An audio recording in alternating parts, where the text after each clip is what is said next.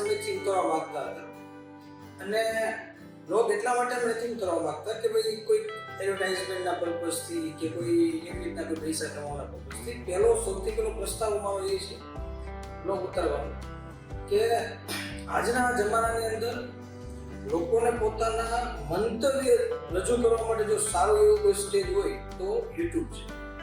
કારણ કે કોઈ વ્યક્તિ પોતાના મંતવ્ય રજૂ ન કરે તો વિચારો એના મનમાં જ રહી જાય છે અને ઘણા વિચારો એવા હોય છે કે જે દુનિયાને ઘણા બધા સારી રીતે દુનિયા જે બેઠી છે એના માટેના કોઈ વિચાર જ જવાબદાર છે.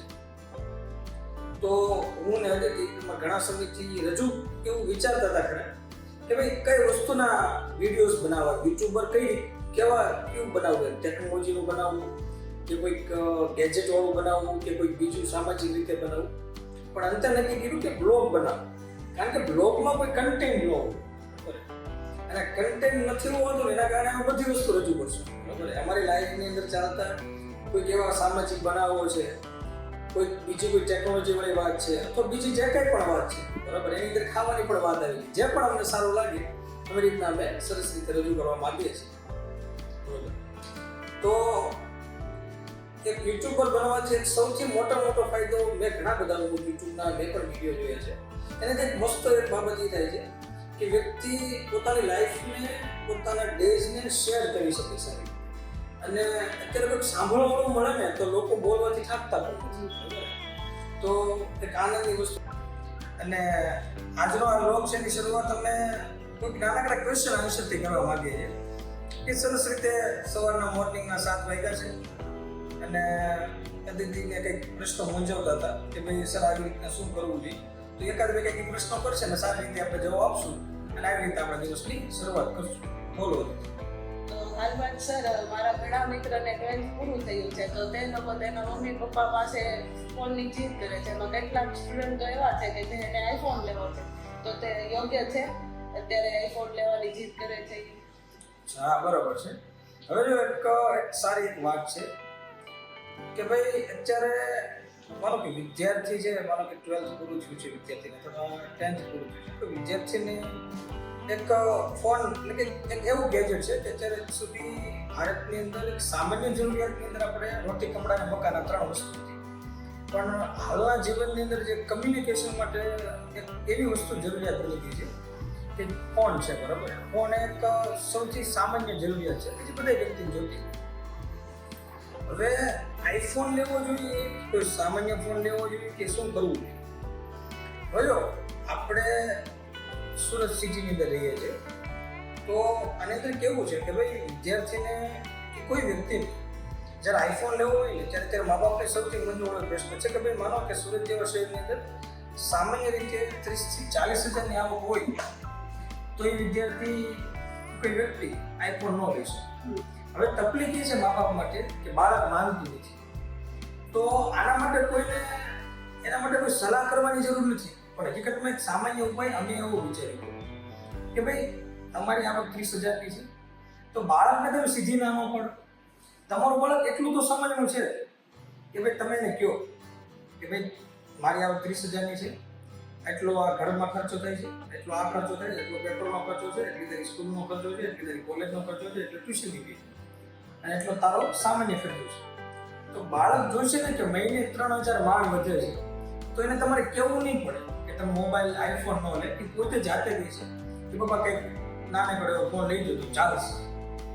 કારણ કે અત્યારે કઈ વસ્તુ છે કે ભાઈ બાળકને એના ઇન્ફોર્મેશન કે અથવા જો કોઈ જીત છે એના કોઈ એના ફ્રેન્ડે કીધું એટલે એને કરવાનું મન થયું. બરાબર, એની રીતે એ સાચો છે.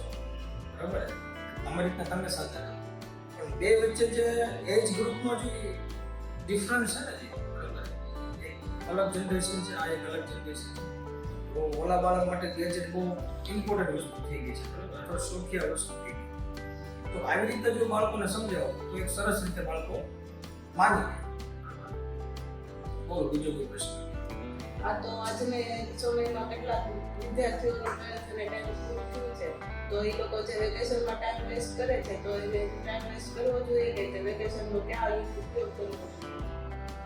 અત્યારે આ સમયની અંદર આમ જોવો ને તો વેકેશનની અંદર સૌથી પહેલી વસ્તુ એ છે કે બાળકે સારી એવી મહેનત કરી તો એક મસ્ત એવી થોડીક નાનકડી છુટ્ટી તો હોવી જોઈએ બરાબર, જેના કારણે બાળકો એન્જોય કરી શકે.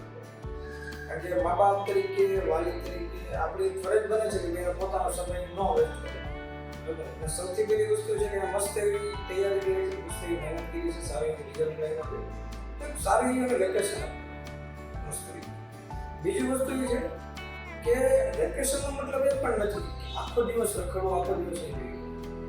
વેકેશનનો મતલબ એ છે કે તમારી લાઈફને એન્જોય કરો, સાથે સાથે તમારી લાઈફની અંદર તમારા વેકેશનની અંદર એ વસ્તુ એડ કરો કે જેના કારણે નહીં કે ખાલી એજ્યુકેશનની અંદર તમને સામાજિક રીતે પણ બહુ બધી ખબર પડે. એનું કારણ છે કે ભાઈ તમે ભણી લો, ડિગ્રી પ્રાપ્ત કરો, સારી એવી નોકરી પ્રાપ્ત કરો, પણ કામ તો તમારે સમાજ સાથે જ કરવાનું. તો સમાજને ઓળખવો જરૂરી છે. મતલબ કે ઘણા તમારા કાકા કાકી હોય, નાના નાની હોય, ફુવા હોય, મામા મામી હોય, આ બધાને મળો.